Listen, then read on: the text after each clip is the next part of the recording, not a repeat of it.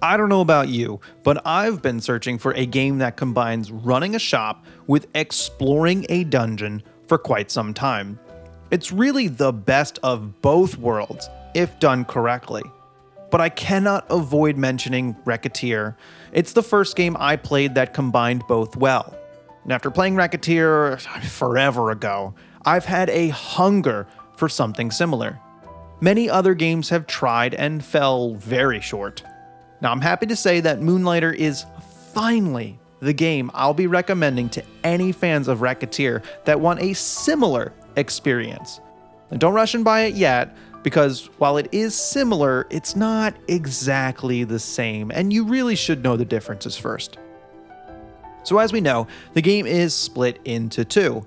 By day, you're a merchant running a shop called the Moonlighter, and by night, you're moonlighting as an explorer, plumbing the depths of the dungeons. Wait a minute, I get the name now! Anyway, the town of Renoka has been hit with some hard times. These strange dungeons the town was founded on have been closed to the public since they're so dangerous. As the owner, Will, of the Moonlighter shop, you enter the dungeon to gather relics to sell. Luckily, these dungeons aren't as deadly as they seem. If you do die inside one, you'll mysteriously wake up outside the dungeon, but with all of your items gone. Also, the dungeons are instant, so you can't come across other people, and they have completely random layouts every time. The dungeons are by far the strongest part of the game. The designs of each are unique, but share some similar elements. It will feel somewhat familiar entering a new dungeon, but it will still be new and exciting. The handcrafted rooms are all very well put together, and there are so many of them that the dungeon doesn't become stale. Which is great, because you will be going into the dungeon a lot. It takes a few runs before you're able to even reach the later floors. The enemies throughout are also well designed, fun, and interesting to fight against. I appreciate that they have different kinds of enemies for each dungeon. What's interesting is that the combat is often more about positioning. As long as you're not standing directly in a line of fire, you're pretty much good to go. For example, an enemy might fire a beam only in one direction, and you just need to kind of move to the side to get out of the way. Moonlighter makes it more intense by adding in other kinds of enemies that just don't allow you to stand still. You usually need to clear out those first, so you can take care of the more simple, static enemies. The roll dodge is also responsive and can be used as much as you want. You're free to basically roll around like crazy around the room until you can get some space or see an opening. The weapon types kind of play into this as well. You start off with a sword and shield, but later can craft a broadsword, spear, fists, and a bow. Each attacks differently and will change your positioning in a fight. Obviously, with the longer weapons, you can stand further away, but they are weaker. The bow is really useful though, because a lot of enemies are most dangerous when you're close. However, that type of combat only persists for the first 3 floors of a dungeon. The bosses are much harder and can get a bit crazy. It's almost like a bullet hell with how many projectiles are on the screen. They're much harder, require upgrades, and half the battle is just getting there without taking any damage. I usually try and speedrun the first 3 floors to get there without losing any health, and also to hang on to my health potions. The bosses are more of a test of stamina than anything else. The openings they give you are pretty small, and their health bar is really long, so you have to consistently poke at them and keep on the move. Still, it feels great to beat them and put some finality on the dungeon. One advantage Will has is the ability to leave the dungeon at any time with all of his items. Early on, you're given a pendant that, for a small fee, will teleport you out of the dungeon. While the gold it takes does increase as you go deeper into a dungeon, it's never that expensive. You'll always just want to have enough gold on hand to quickly escape before even entering a dungeon. The pendant can even be used in combat and while moving, which makes Moonlighter pretty easy. If you enter a room and it appears too difficult, just teleport out, sell your items, and try it again. I wish there was more risk when entering a dungeon. With such a simple and easy method of escape, it really removes a lot of the tension. I always made sure I just had plenty of gold for an escape, and by the time I was low on health, my pack was full, so I knew I was just going to make plenty of money in town. You can get knocked out of the teleport, but the animation and timing of it is so quick that it's really not a problem. Maybe a New Game Plus would increase the costs and extend the teleport time significantly, something that could be added in the future, I hope. There's one other aspect of the dungeon that's going to take up a lot of your time, and that's bag management. You'll be just doing a ton of it, shimmying items around from spot to spot, trying to create the perfect layout to get as many items back home as possible. The pack space is limited throughout the whole game and cannot be increased. Also, some items are cursed, which makes it even more difficult.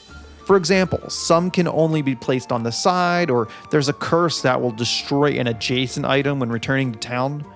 Note that an item with the curse is unique and cannot be stacked with the same item unless it has the same curse. You'll be consistently reshuffling based on new items you come across, trying to make sure none of your precious items are destroyed. I became obsessed with trying to pack as many items as possible. Moonlighter makes it a little bit easier by giving you quick access to the item's prices. If you sold the item before, you can see the best price and make sure you take back only the items that are worth it. I don't think you have to be obsessive, but you do want the most gold, right? Also, if you wishlist an item from the town, like a new weapon you want, you will see a star on the item that's required to craft it. That way you can remember which items you need. It's incredibly nice to have these simple touches and keep the bag management from becoming a game about memory instead.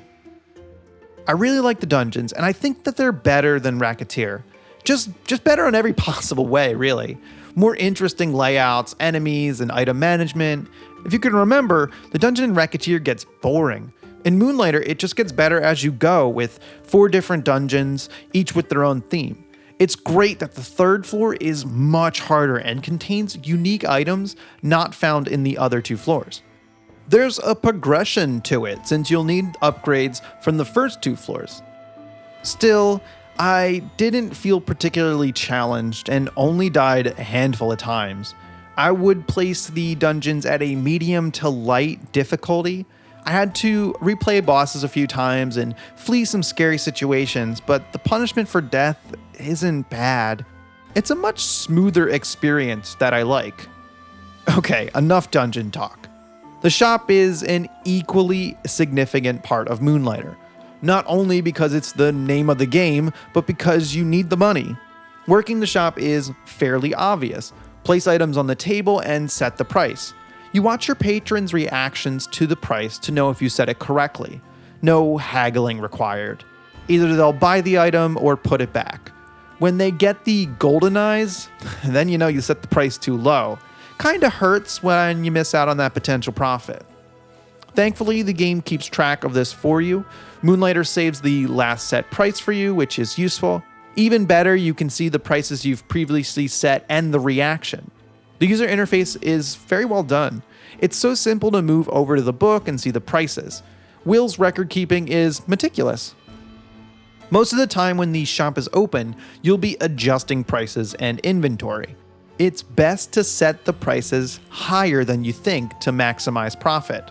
There's no real downside.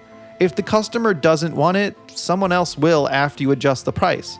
There's no pressure when selling items, so even if it does sell below market value, as long as you have enough gold to teleport out of the dungeon, nothing is lost. There's no looming deadline like Recettear, which made that game quite difficult. The worst that can happen in Moonlighter is a thief might come in, announce themselves, and try and steal one of your items. No, I'm not joking. As soon as the thief enters, there's like a thought bubble that shows up above and they're like, "Hey, I'm a thief!" They do the same thing every time, and it's always the same few looking people, the sprites. It's really easy to deal with. Why can't the town arrest these continuous thieves? I'm sure I could pick them out of a lineup. Also, they claim customers will get tired of items, but I have yet to encounter that. There are so many different kinds of items to sell, it's not a problem. On the end of the day screen, it shows popularity change, but so what? I imagine it's in place to stop you from selling the highest priced items exclusively. Anyway, the shop feels so casual and easygoing. I do enjoy seeing my hard work collecting items in the dungeons actually paying off. Getting that huge lump sum of cash at the end of the day is quite rewarding. But it's also really easy and can get tedious. Moonlighter even knows this and later on gives you an assistant to take care of that selling for you. I'm surprised they take away such a large portion of the game so you can focus on the dungeon. The game is just super generous about how much gold it gives you too. So even if a thief does steal something, it's fine. While there are ways to make new weapons and potions in town, trying to sell those items in your shop is a waste of time. Buyers don't really want to pay for your time, and managing the items is a pain in the ass. The profit margin is too low. It's a bit of a disappointment. I feel like it's an opportunity missed to work on crafting gear to sell in the shop alongside the simple items from the dungeon. Once you do figure out the pricing of each item, you just need to dump the items on a table and wait. People do come in and can request things from your shop. It's kind of like a quest, but they're not required. It gives you a large chunk of money, but going back into the older dungeons doesn't seem worth it. With all this gold, you're free to give some of it away to revitalize the town. This causes new merchants to move in, like a potion master and a blacksmith. Now, why I need to pay them to move here and sell me items, I'll never understand. Especially when I'm paying the blacksmith an arm and a leg to build me a new weapon, and I bring the materials. Still, it's satisfying to bring the town back to life. As you keep putting money into the town, more people show up and make the town feel alive. Overall, I really enjoyed Moonlighter. I think it has some issues with the difficulty curve, and it was generally too easy for me. The story is a bit odd, where the village elder keeps telling me not to play the game. Whatever, dude, I'm playing. That said, Moonlighter does a good job creating an atmosphere and feels really satisfying when selling those items you worked so hard to get in the dungeon. The art style is cool and the characters are interesting. The music is really good. While it's not exactly Recettear, I think there's enough here that fans of Recettear will appreciate Moonlighter, even if it is missing the extreme pressure to make money. Moonlighter is just a more polished overall product and a lot of fun. Thanks for watching.